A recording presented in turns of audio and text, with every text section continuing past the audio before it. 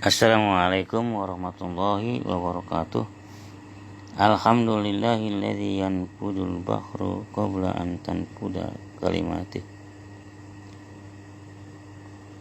wa ta'addudu ajza'ahul wujudi qabla an ta'adduda hayatih. Subhanahu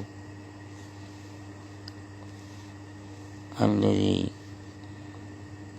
anjala at-tauratu wal injilu min qabl hudan linnas wa unzil furqan kitaban muhkaman wa mutasyabihan nadiul bayani qati'ul burhan.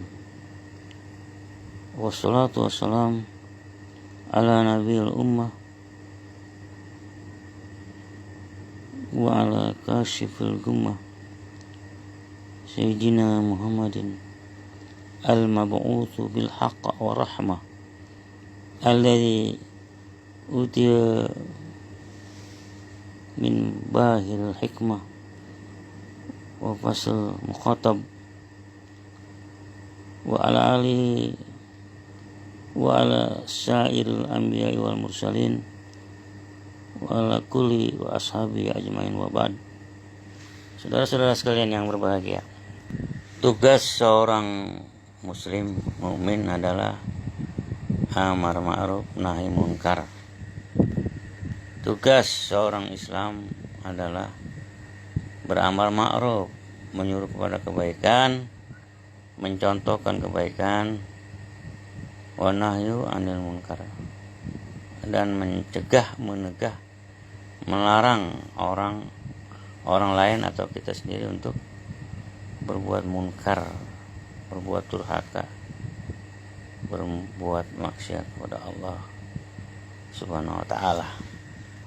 Beramar ma'ruf bernahi munkar itu suatu hal yang wajib sebenarnya buat kita untuk kita laksanakan. Karena kalau kita tidak beramar ma'ruf dan bernahi munkar, dunia kita akan celaka, masyarakat kita akan celaka, lingkungan kita akan celaka, kita diazab Allah Subhanahu wa ta'ala di dunia dan tentu juga di akhirat. Amar ma'ruf nahi munkar itu wajib bagi setiap muslim. Sekiranya kejahatan, kemaksiatan, kedurhakaan kita diamkan saja, kita menulikan telinga kita, membutakan mata kita, kita meneng baik, kata orang Jawa tuh meneng baik, melihat, mengetahui kenyataan di lingkungan kita ada kemungkaran, ada kedurhakaan, ada kemaksiatan. Kita harus bernahi munkar, beramar ma'ruf dan bernahi munkar. Misalnya ada orang enggak sembahyang, kita harus beramar ma'ruf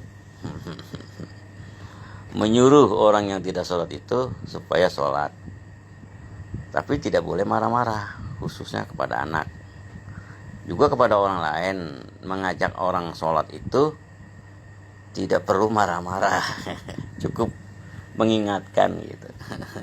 Apalagi kemungkaran, kemaksiatan yang ada di diri kita maupun yang ada di orang lain, di tetangga, di lingkungan kita.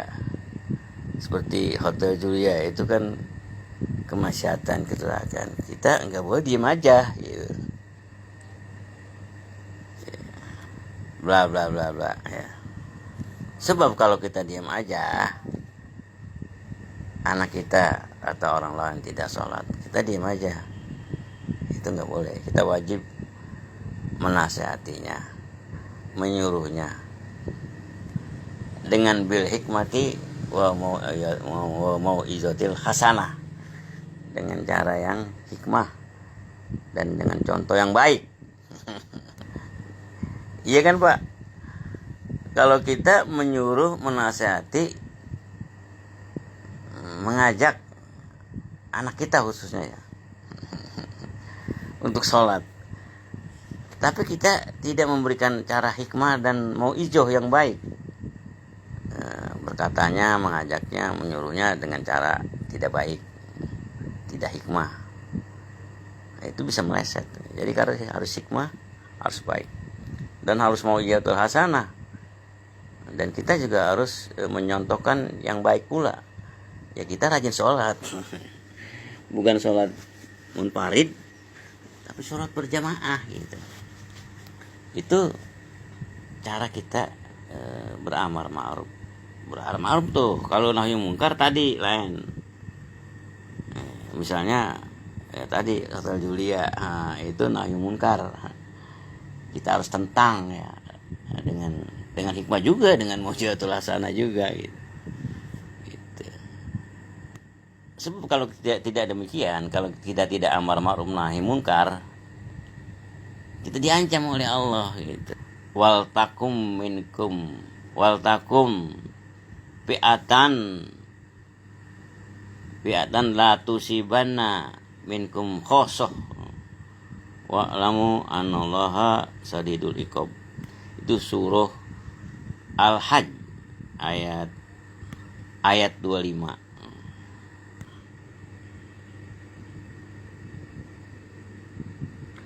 Bunyinya ini surat cinta Allah langsung kepada kita, atau undang-undang Allah untuk kita, hukum Allah untuk kita, yang pasalnya surah Al-Hajj, yang ayatnya ayat 25, yang bunyinya wattaqu fitnatal la tusibanna dzalamu minkum khosoh innallaha sadidul iqab.